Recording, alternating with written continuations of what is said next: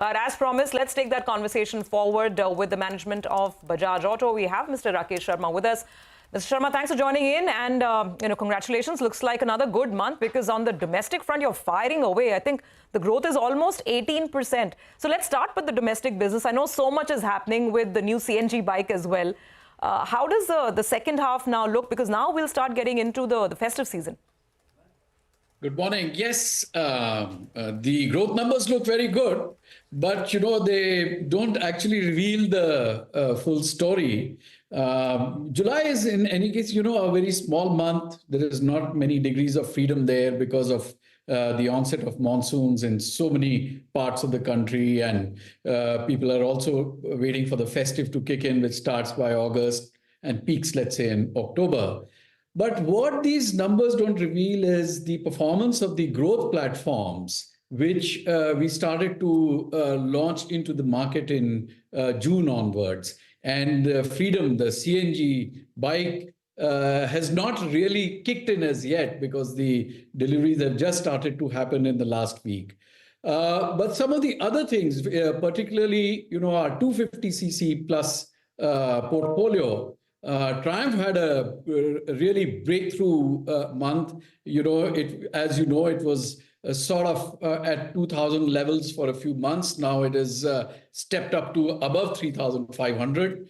And our new launch, the NS400Z of Pulsar, that clocked almost 2,000 units. And if I add that up with our Pulsar 250s and the other 250 to 500 cc's in our portfolio, we are pushing 10,000 units in the month of July. And so that was very good. The other growth platform, of course, is the new launch in Chetak, which was, the 1 lakh, sub 1 lakh pricing new model, which has been received outstandingly well. And we are now jumped presence from about 250 odd stores to almost 2,000 stores across the country, which has increased the market share for Chetak by, a very handsome 6 percentage points. And, bookings have crossed 20,000 units. And the third one I must mention is the electric three-wheeler, which again, thanks to the widening of the network, has had an outstanding month, touching almost 4,500 unit sale and grabbing 5 percentage points of market share as per Vahan registrations in the month of July. So the overall numbers, we are happy with them, but really the new growth platforms kicking in so early gives us another good couple of months to ensure the channel is well serviced, consumer engagement is well on its way for October. Sure. Just a word, so volume growth is absolutely kicking in. What about realizations and pricing? What do you forecast in the coming months as we get into that peak demand season? Are you looking at price hikes? And if so, across what part of the portfolio? Well, we had taken a small price hike in 1st of July just to, it was under just about 1%, just to ensure we are in step or slightly ahead of the cost increase curve. Right now, the ups and downs on the commodity front are sort of balancing themselves out. And we are tracking both the cost increases as well as moves by competition. If it is required, we will go in for a price increase. But right now, we are in an equilibrium situation. Okay, all right. Hi, Mr. Sharma. Good morning and always good to see you, Win. Just to reconfirm, Triumph did sales of 3,500 per month, if I got that number correct? Yes, in fact, it was over 3,500 in India. That's right.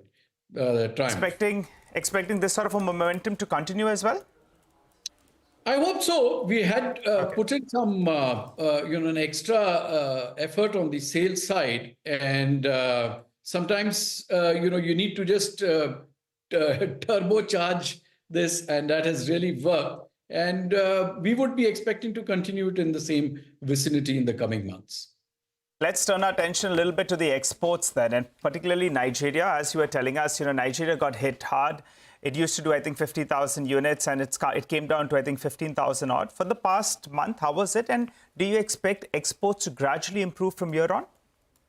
Yes, actually, that is exactly what I've been saying, that exports is not going to be a sharp increase because it's weighed down by Africa, most of the countries in Africa.